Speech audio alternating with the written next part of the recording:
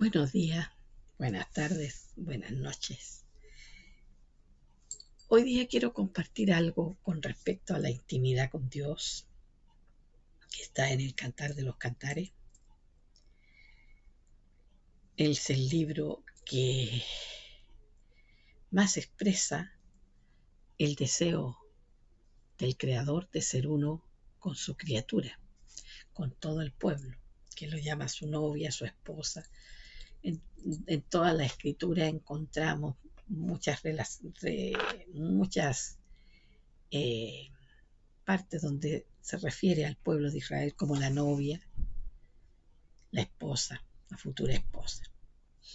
En este libro, que es un libro muy espiritual, pero que en una época, y estuvo a punto de quedar fuera del canon, porque lo que expresa era tan de tanta intimidad que le estaba prohibido a los jóvenes solteros leer este libro.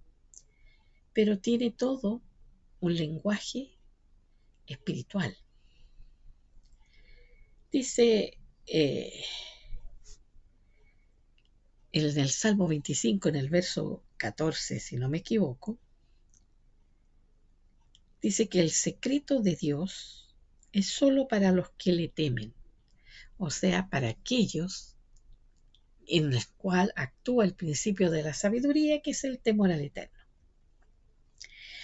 El Eterno desea revelarse y desea su secreto, su deseo más íntimo es llegar a ser uno con su pueblo, uno, porque Él es uno. Podemos ver en el primer verso del Cantar de los Cantares que dice: bésame con los besos de tu boca, porque mejor son tus caricias que el vino. El vino se usa para las celebraciones importantes, se usaba. Era la bebida de las comidas, era la bebida que causaba placer, relax. Pero aquí está comparando los besos que nos da el Eterno con ese placer que te da el vino. Y dice que es mejor. ¿Por qué? Por ejemplo, la palabra que me bese en hebreo, que es ishaheni, y la palabra besos en hebreo, que es neshihot, ambas tienen una misma raíz. Besar es neshek y también significa arma. Entonces, cuando el Eterno nosotros deseamos ser besados con los besos de su boca, es que Él nos da las armas. Es como cuando el rey le colocaba la espada al caballero, al que venía a ser caballero, en ese momento al varón que se presentaba para ser ordenado caballero, le ponía la espada en el hombro y lo ordenaba caballero.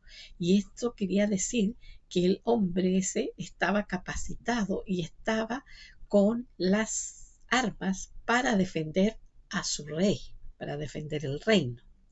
Nosotros, cuando somos besados por el Eterno, Él nos insufla dentro nuestro el Espíritu Santo.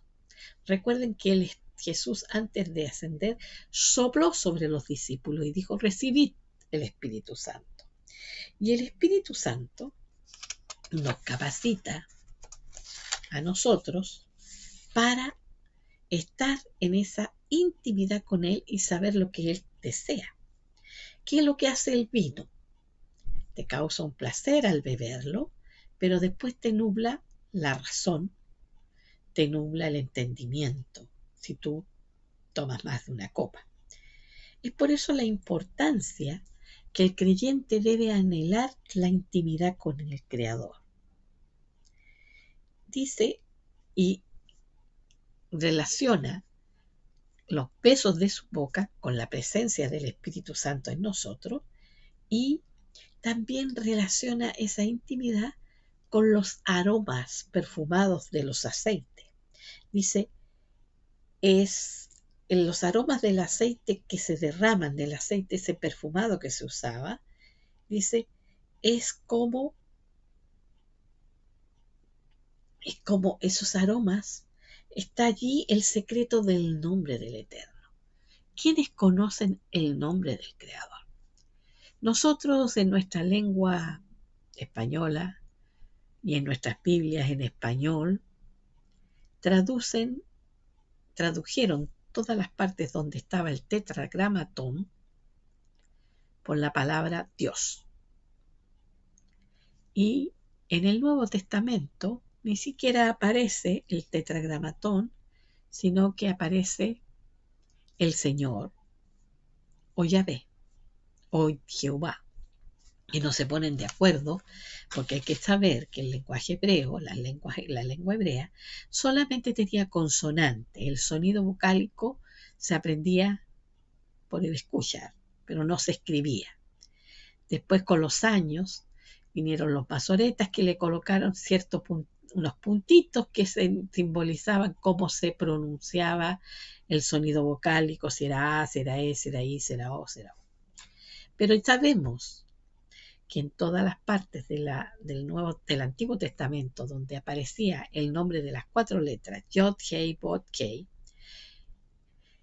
que antiguamente se pronunciaba y que tiene que ver con la existencia misma, porque cuando Moisés pregunta en el nombre de quién voy a ese pueblo esclavo a decirle que los vamos a liberar, en el nombre del ¿cuál es tu nombre? Él le dice Ye Asher Ye, seré el que seré, o soy la causa de lo que existe en el fondo. Pero eso se escribió con 4 letras, la Yod, la Hei, la Pot y la Hei. Entonces, cuando se empezó a traducir, antiguamente se pronunciaba. Se dejó de pronunciar y se ocultó, los hebreos ocultaron ese nombre, porque cuando se produce la separación del reino, después de la muerte de Salomón, con su hijo se produce la separación del reino, quedan 2 tribus en Jerusalén, en Judá, y 10 se van al norte. Esas 10 tribus que se fueron al norte conocían el nombre. Y después se encontró que como se mezclaron con los pueblos paganos de la región, a muchos ídolos, estatuillas de ídolos, tenían esas 4 letras. Entonces se ocultó el sonido de esas 4 letras para que no se profanase el nombre del Creador. Entonces, en nuestras Biblias en español y en inglés, algunos tradujeron por Yahvé y otros por Jehová o Jehová. El asunto es que deberían estar las 4 letras, nada más. Pero hay un secreto en el nombre. El que conoce el nombre del amado, que no es el término Señor. Recordemos, nosotros hemos generalizado que a Jesús le llamamos Señor, a Dios también le llamamos Señor, pero hay que recordar, especialmente a la lengua española, la lengua castellana, la lengua que nosotros hablamos. Para nosotros, en nuestro lenguaje, el término Señor se lo ponemos a cualquier persona. El señor Díaz, el señor fulano, el señor merengano, no tiene una connotación especial. En inglés hay 2 palabras para señor, sir y lord. Y la que se usa para el nombre de Jesús o de Dios es Lord. Pero nosotros en nuestra lengua española solamente tenemos una sola palabra que es Señor. Pero debemos aprender que cuando aparece ese término, no está hablando de un señor común y corriente, está hablando de una autoridad, está hablando de un rey, está hablando de un soberano, está hablando del Creador mismo. Por lo tanto, el Eterno quiere que nosotros deseemos, anhelemos esa intimidad con Él, conozcamos su nombre, ya no sea el deseado que miramos desde lejos. Cuando una muchacha conoce a un varón, lo ve desde lejos, le atrae su apariencia, averigua de él, le atrae, quiere saber el nombre, y lo más importante es cuando Él da a conocer su nombre. Bueno, Él nos da a conocer su nombre en nuestro interior. Él es el eterno, el creador, el sinfín, el infinito, el Padre todopoderoso, el Rey del universo. Yeshua, su Hijo, es uno con Él, tiene su misma esencia. Y lo que Él quiere es que tú y yo y todos los creyentes lleguemos a tener esa misma esencia. Nosotros nos acerquemos tanto a Él y tenemos el privilegio de acercarnos. Antiguamente, cuando todavía no se había manifestado el Hijo de Dios, ni había ocurrido que Él se había ofrendado delante del Padre para que nosotros pudiésemos acercarnos a Él, porque esa ofrenda era perfecta, perfecta, más que la sangre de Yeshua tenía un poder, tiene un poder poderosísimo comparado con toda la sangre de los animales que había que vez tras vez ofrecer y ofrecer y ofrecer, porque nunca te iba a limpiar para siempre. Pero nosotros ahora, por este camino nuevo que nos abrió Jesucristo, que nos abrió el Hijo, tenemos acceso al Padre.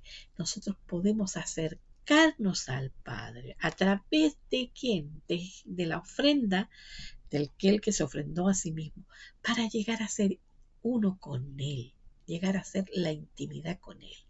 Entonces, mejor es que el vino, mejor que el licor más preciado, son los besos del Creador, es estar en esa intimidad con Él, es llegar a esa,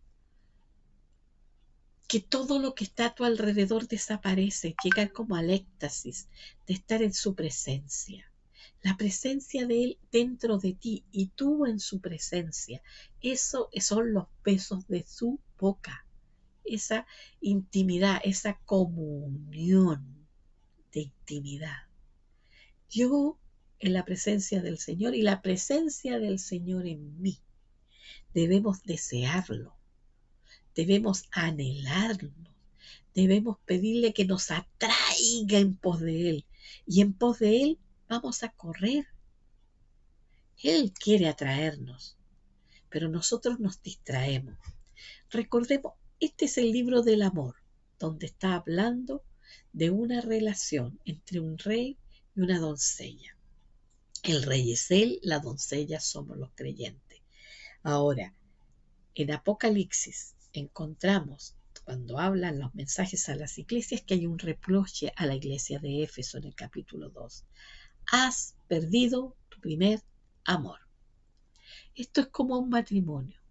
Cuando un matrimonio se casa, cuando una pareja se une, del primer tiempo de esa unión, los primeros encuentros, el que se goza la novia con el novio, y eso dura, desgraciadamente, en la vida ordinaria, lo que le llamamos luna de miel, pero después, cuando ya se está viviendo, conviviendo, no solamente apartados para disfrutar el uno del otro, sino ya en la vida cotidiana, donde hay que trabajar, donde vienen los hijos, donde vienen los quehaceres, donde viene todo eso, empieza esa relación de intimidad a descuidarse.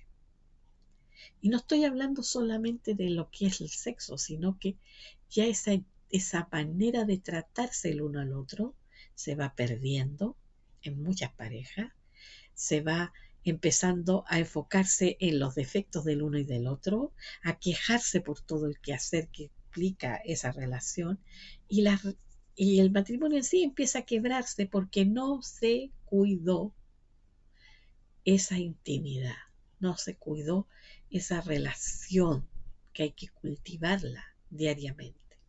Lo mismo es con el Señor. Cuando venimos a la fe y nos deslumbramos con Él, con la revelación de quién es Él, y nos vemos en Él, y deseamos estar con Él, andamos con Él presente, matiné, muy noche, y deseando esos momentos de estar en intimidad, pero a poco andar nos entretenemos. ¿Con qué? Con el qué hacer de la obra. Muchas veces, no hemos sido llamados por Él a ejercer servicios específicos en la obra. Pero el incentivo siempre religioso es participar en la obra, estar haciendo cosas para Dios. Y muchas veces en la jerga evangélica los hermanos dicen, yo le trabajo al Señor. La verdad es que nosotros no ejercemos ningún trabajo al Señor. El que trabaja dentro de nosotros es Él. Él es el alfarero que está trabajando con el barro que somos nosotros para formar la vasija, para que pueda contener la esencia de la vida eterna. Pero nosotros nos esforzamos por el trabajarle a Él. Entonces, el trabajo trae sudor, el trabajo trae esfuerzo. Cuando hay una obra del Espíritu que Dios te comisiona, ese trabajo lo hace Él en ti. Y el sudor y todo el esfuerzo es la lucha del Espíritu de Dios contigo para poder tomar el control de ti. Pero, ¿cuánto del quehacer religioso es esfuerzo humano? Y Pablo lo dice en su epístola a los romanos, que si construimos con barro, heno, hojarasca, nuestra obra va a ser probada por fuego y si está con esos elementos, se quema. Ahora, ¿cuáles son los elementos de Dios? Son las piedras. La casa de Dios se construye con piedras. Y las piedras se trabajan de forma muy diferente a los elementos de la construcción ahora. Para que una piedra encaje con otra piedra, hay un trabajo de pulimiento. Y ese trabajo lo hace el Espíritu Santo en nosotros, que va puliendo tu carácter, va puliendo tu forma de ser, para que pueda concordar con la otra piedra, que es el otro creyente, que tiene otra forma, porque cada piedra es diferente. Tienen distintas medidas, distintas formas, pero en la construcción de la casa de Dios, Él trabaja con esas piedras, es Él el que trabaja con esas piedras para hacerlas encajar. Y esas son las que nosotros llamamos pruebas, dificultades, etcétera, etcétera. Pero el Eterno trabaja con nosotros en eso. Entonces, muchas veces, igual que en un matrimonio, una mujer, supongamos que le gusta tener la casa, pero ya impecable, que pueda así decir que tenga un toque de la limpieza y del orden. Y desgraciadamente su marido no tiene ese toque.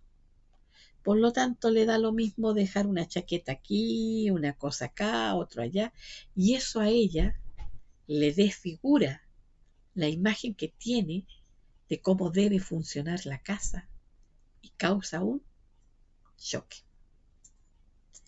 Y todo eso va echando a perder la relación. En los primeros días, en la luna de miel, esas cosas no tuvieron importancia, pero con el paso del tiempo sí la tuvieron.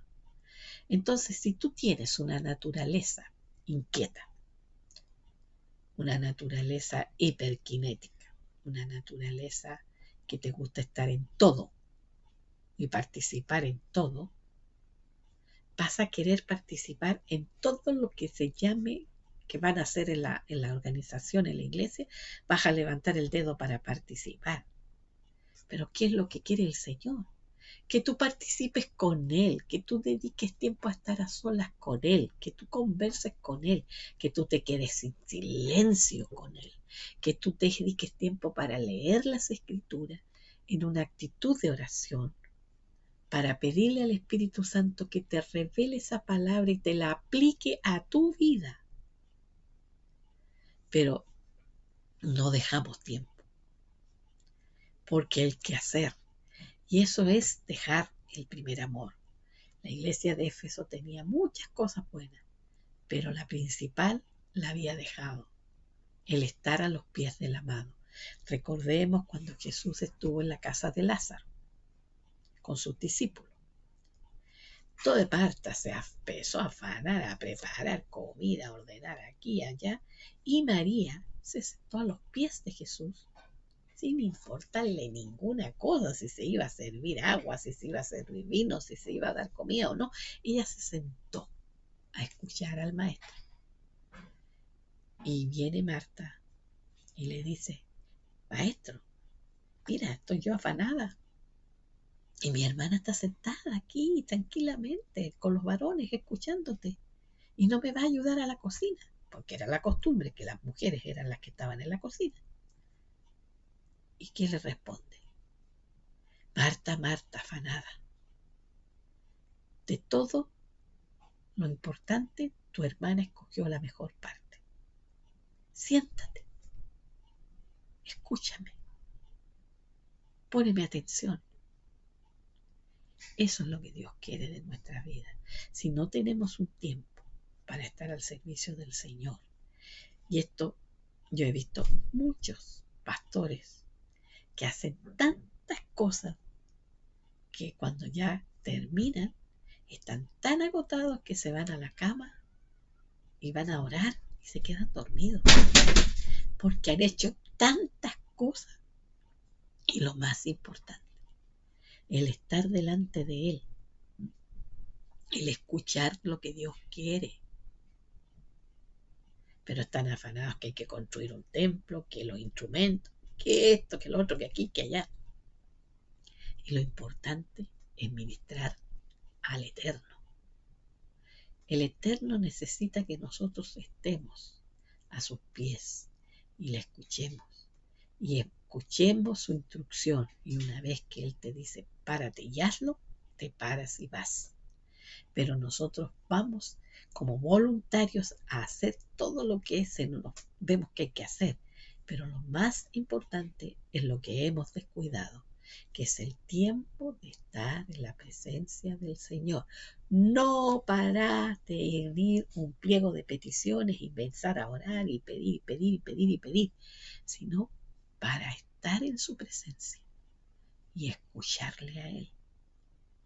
Si hasta las oraciones tienen que ser dirigidas en el Espíritu, si no las oraciones de acuerdo a nuestro punto de vista llegan al techo y no suben. Tenemos que aprender a orar en el Espíritu. Tenemos que aprender a desatar la voluntad de Dios en el Espíritu primeramente antes de ejecutarla. Pero necesitamos aprender de venir y desear los besos de su boca, desear ese soplo de su espíritu, ese boca con boca, que Él te bese, que te ponga su sello. Y para ello necesitamos estar en su presencia, quietos, en silencio, con nuestros ojos puestos en Él y atentos a la voz del Espíritu.